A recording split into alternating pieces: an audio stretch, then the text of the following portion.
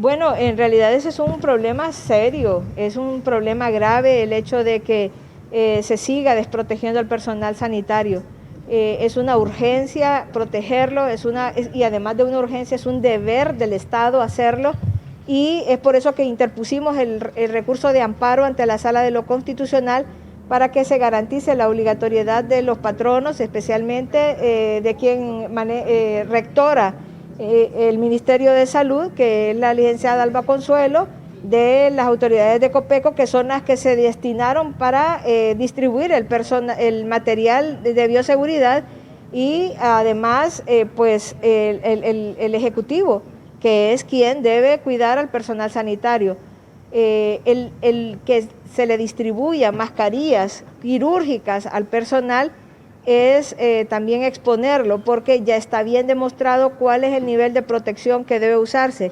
Cuando pasamos a un nivel 4, a una transmisión sostenida, el equipo de protección que debe usar la mascarilla al menos debe ser una N95, si no hay una de mayor eficiencia de filtrado de partículas, porque es la que le garantiza en realidad que la carga que si se expone va a ser mucho menor. La otra cosa es el uso de guantes. Esto también sirve de barrera, y el hecho de también difundir a la población en general que deben utilizar mascarilla. Aquí ya obviamente las de mayor eficiencia son para la población, son las quirúrgicas, pero podrían utilizarse mascarillas construidas en casa, confeccionadas en casa con triple capa, y que estos podrían tener algún grado de mejora en la esparcimiento de partículas al hablar, toser o reírse, por ejemplo, o estornudar. Entonces, estas acciones se ha visto, ya hay estudios en donde se ha visto que las poblaciones que utilizan estos métodos han tenido menos tasas de contagio, y la otra cosa es menor carga viral. Por eso es que el personal de salud obligatoriamente en todos los niveles debe utilizar una mascarilla N95 para evitar que esté expuesto a una mayor carga viral. Hay médicos que ya están con la pandemia, doctora, que ustedes tengan el conocimiento, que han dado positivos ante eso, porque observamos que no usan la mascarilla apropiada, y eso porque no se les ha otorgado por parte del Estado. No solamente tenemos médicos, ahorita hay médicos en cuidados intensivos, graves, en condición crítica, en ventilación mecánica. Hay una colega que murió por esta enfermedad, justamente en un riesgo laboral. Y tenemos otra colega que desafortunadamente no se le hizo ni siquiera el reconocimiento del cadáver, que estuvo 24 horas tendida sin que se le hiciera el reconocimiento por las autoridades. Eso es doloroso. Para nosotros como personal de salud es doloroso, es indignante, y yo creo que tenemos sobradas razones para exigirle al Estado que se dote del equipo de bioseguridad a todos los colegas médicos y todo el personal sanitario que labora en los distintos hospitales de nuestro país, que no es aceptable que además del escaso personal que hay, que tiene que doblar muchas veces, como está pasando en San Pedro Sula, se están haciendo roles en los que se les está exponiendo mucho más, que la carga viral recibida es mucho mayor, y eso ya se ha visto por qué el desenlace y el número de complicaciones más altas en el personal sanitario. Uno, porque tienen muchas comorbilidades. La gran mayoría de los que trabajamos en salud o somos diabéticos, o somos hipertensos, o tenemos algún problema de salud, pero además es porque reciben una mayor carga viral por la exposición repetida a pacientes con COVID-19. Así que nosotros estamos no pidiendo el favor, estamos exigiendo que se haga una dotación de equipo de protección personal. De lo contrario, el personal va a tener que tomar acciones que verdaderamente son pues serias en este sentido. ¿Y los han querido callar, doctora, por este tipo de denuncias que ustedes como gremio médico están realizando? Claro, y se ha puesto esos comités de ética que los han puesto desde la oficina del Tribunal Superior de Cuentas, que esos tribunales de ética para lo único que han servido ha sido para buscar formas de despedir personal.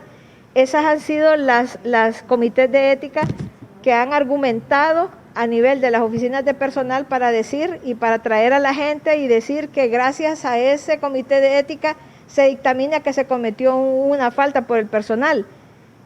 Y se ha hecho firmar a muchos, y nosotros le hemos dicho a los colegas que no firmen ese convenio de confidencialidad, porque la discrecionalidad en el trabajo nuestro, no se pueden compartir datos de pacientes, indudablemente, eso no. Uno tiene que guardar el secreto médico porque eso es un compromiso ético y deontológico de la profesión médica, pero no pueden, la falta de equipo, la falta de mascarillas, de equipo de protección personal, no puede callarse, porque eso es una falta, es un delito que se comete contra los trabajadores del área de salud que debe ser denunciado. Ahora, doctora, si entra la pandemia en una etapa 4, ¿qué va a pasar? ¿Qué va a pasar? Porque de acuerdo a lo que nos manifiestan otros médicos epidemiólogos, son alrededor de 100,000 personas que pueden ya estar contagiadas y que son asintomáticos, y que eso a su vez extienden la pandemia a otras personas. Así es, hay muchas consideraciones que hacer. Por ejemplo, el hecho de que haya una transmisión sostenida quiere decir que toda persona es potencialmente portador del virus. Hay tanto circulante de personas infectadas que cualquiera persona que usted se encuentre puede ser portador del virus. Y eso quiere decir que más casos, más personas van a llegar a complicarse, a requerir hospitalización. Se ha hecho un cálculo de que más o menos unos 10,000 personas van a necesitar hospitalización. Imagine usted que el Hospital Escuela, que es el centro hospitalario más grande, apenas tiene 1,300 camas, que el tórax tiene 100 camas y que el San Felipe tiene otras 100 camas. Entonces ahí no tiene usted ni 1,500 camas o un poco menos porque se ocupan para otras patologías. Entonces usted tiene menos de 1,500 camas a disposición. Esto es grave, siendo que si los cálculos y el Hospital Catarino Riva tiene cupo para unas 750 personas. Entonces igual andamos en ese promedio. Por tanto, la cantidad de camas hospitalarias que se van a requerir y de unidades de cuidados intensivos que se va a requerir es grande. Y aquí hay una declaración de ética también de la Sociedad Médica Mundial, en donde los países deben prepararse. El aplanamiento de la curva se hace para darnos el tiempo de preparar esas condiciones de atención de nuestros pacientes, para no tener que pasar por la dolorosa experiencia de tener que decidir quién vive y quién muere. Eso para el personal de salud es desastroso, es desmoralizante y es una situación que verdaderamente puede comprometer incluso la psiquis de cualquier persona que tenga que decidir en una situación de pandemia en este sentido. Debo decir que nosotros siempre hemos visto morir gente por falta de cosas sencillas. Aquí los hondureños se mueren por la ineficiencia del sistema de salud. Y es por eso que nosotros salimos a las calles y hemos estado continuamente reclamando la respuesta de las autoridades para tener un sistema de salud que se adapte a las necesidades de la población. Pero ¿qué se plantea en este momento? La privatización. Este momento es aprovechado para aquellos que han querido debilitar los sistemas de previsión. Por ejemplo, el fondo del IBM, que también fueron derivados fondos para atender esta ley de reactivación económica. Creemos nosotros que eso es grave, porque esos fondos para lo que debieron hacerse es para hacerse un fondo para aquellos que se quedaban sin empleo, que el Estado les hubiera garantizado el salario a aquellas personas que se quedaron sin empleo al menos por 6 meses de salario, pero no ha sido utilizado para esto. No sabemos en qué se ha invertido porque no hemos visto inversión en los sistemas de salud que siguen siendo deficitarios y que no hemos visto la ampliación en el número de camas. Así que para nosotros esto es grave y lo vamos a seguir diciendo. Cuando dicen que el Colegio Médico no tiene propuestas, claro que tenemos propuestas, de hecho las hicimos, no se tomaron en consideración por varias razones, pero sobre todo porque no hay rol rector de la Secretaría de Salud.